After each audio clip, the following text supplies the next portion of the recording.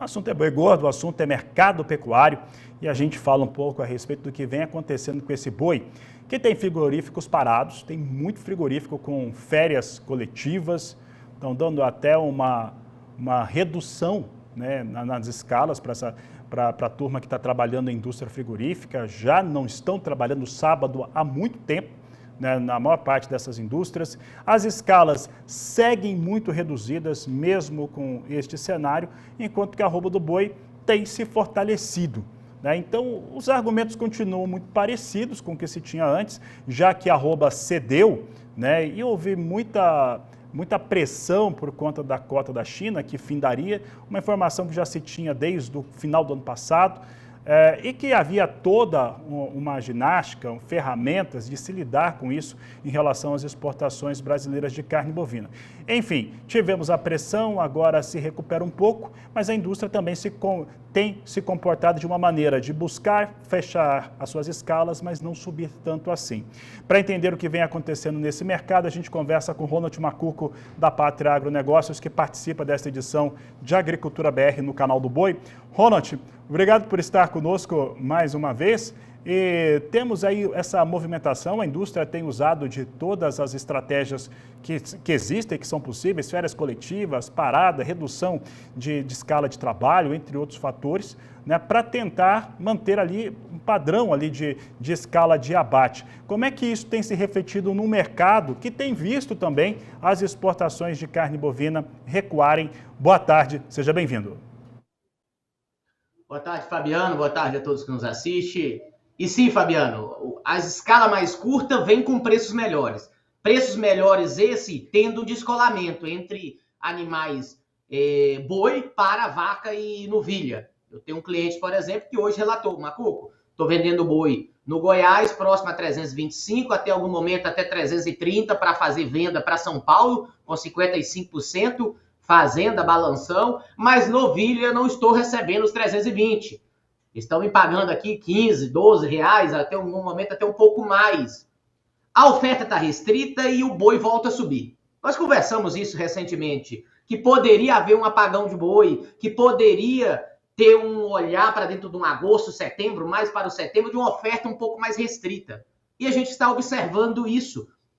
É o pecuarista que está se segurando? Não. É uma demanda muito firme em um volume de boi menor do que foi o ano passado, menor que foi 2024, menor que foi 2023. Então, de forma geral, a exportação no primeiro trimestre do ano representa 40% do nosso mercado. Quando eu olho historicamente dentro do decorrer do ano de 2025, a exportação representou 32%, 30%. Nesse primeiro trimestre do ano, no total de carne produzida, a exportação leva próximo a 40%. Quando eu olho para a China especificamente, a China representou 16% do volume de carne no primeiro trimestre. A China antecipou um pouco do volume? A China ainda continua no mercado? Sim, acho que o fator China, o boi cai no boato e está subindo no fato, ou está lateralizando, ou está tentando ganhar força. Mas o que eu olho do boi de setembro hoje, aquele boi que teve por vários dias, próximo a 330, 332, 333, hoje é um boi próximo a 350. O boi outubro próximo a 354. Então, sim, o mercado físico voltou a firmar, voltou a ganhar aí. O próprio indicador CPEA, o próprio indicador da carne, chegou a ter boi 325. Hoje é um boi acima de 344. Então, o boi no físico já sobe próximo a 18, 16 reais desde o fundo do poço, no meado do começo do mês de junho, do mês de julho. Olhando para o cenário, eu acredito que essa oferta mais restrita de boi vai fazer com que no interior do Brasil a gente vê preços melhores sendo pagos por pecuaristas nos próximos dias. Talvez 5, 6, 7 reais não seria nada estranho.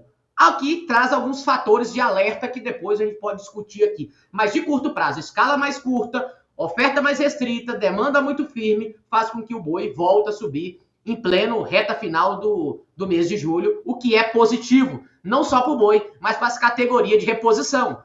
Bezerro, fêmea, essa fêmea de 12 reais, está difícil comprar essa bezerrinha de 8, 9 arrobas abaixo de 12 reais. Na Transamazônica teve bezerro abaixo de 13. Lá no mês de abril era um bezerro de 14,40, 14,50. Hoje já volta a trabalhar nos 13,50. Então, o mercado já voltou a aquecer também para as categorias de reposição no interior do Brasil, o que é extremamente positivo para toda a cadeia envolvida. Se você chegou até aqui, você comenta, você compartilha, você curte. Eu estou rodando o Brasil, trazendo histórias inspiradoras para que você possa criar ou se inspirar nessa realidade que eu estou trazendo. Então, leva para palestrar na sua região e aí eu vou também contar a história local sua. Muitas das vezes eu vou na sua fazenda, eu vou no seu negócio. Vai, berra aí. Gostou? Então comenta.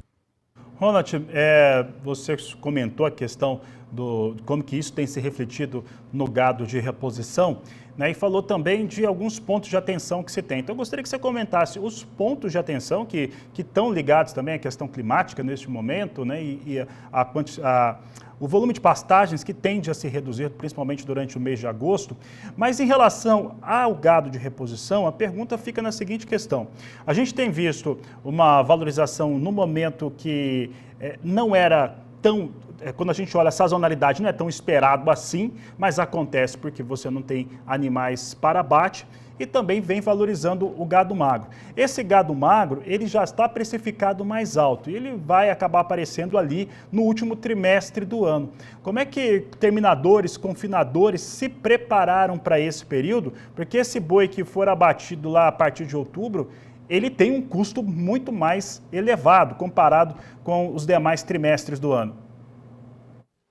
Antes de pontuar esses pontos de alerta aqui, eu acho que traz um olhar diferente para o mercado.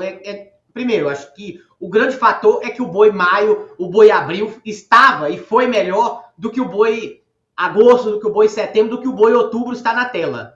Então, eu olho para o boi outubro, novembro 360, quando eu olho o outubro 354, o agosto 348. Pois é, a gente teve boi dentro do fevereiro, março e abril e maio melhor do que estamos vendo. Sendo que o boi do começo do primeiro semestre, ele é um boi mais barato.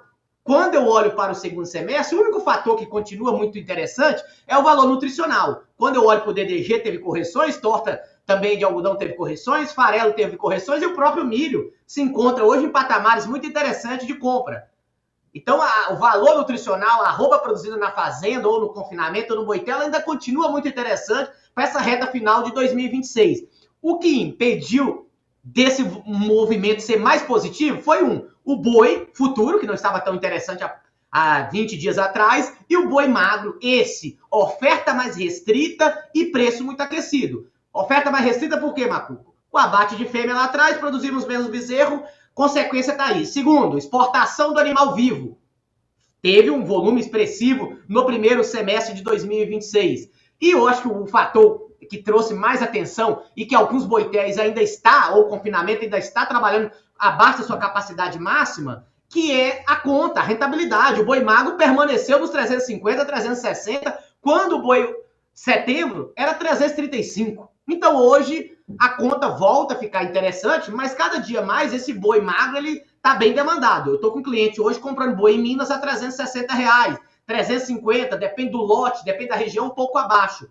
Olhando para o boi futuro, a conta é muito interessante. Entrega aí 9%, 8,5%, está entregando aí R$580. Agora, o fator de reposição, esse é um fator que, na minha visão, quem não se posicionar agora, Fabiano, vai deixar uma oportunidade gigantesca passar na mesa. Eu, nesse exato momento, estou liberando as compras, já liberei na semana passada, devido a um problema logístico na fazenda, não consegui receber o gado.